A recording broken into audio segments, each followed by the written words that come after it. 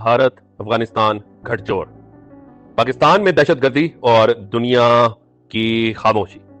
पाकिस्तान आज भी लहूलुहान है। बलूचिस्तान के रेगिस्तानों से लेकर खैबर के पहाड़ों तक कहीं धमाकों की गूंज है, कहीं माओं की चीखें, नन्हे बच्चों की सिसकियां। हर रोज कई सिपाही अपने मुल्क की हिफाजत पे कुर्बान होते हैं। कोई मां दरवाजे पे बैठे कदमों की आहट सुनना चाहती है कि शायद मेरा बेटा वापस आ रहा है, और मिलता है उसे पश्चिम में लिपटी बेटे की लाश। मगर यह सब इत्तेफाक नहीं, यह सब मंसूबाबंदी है।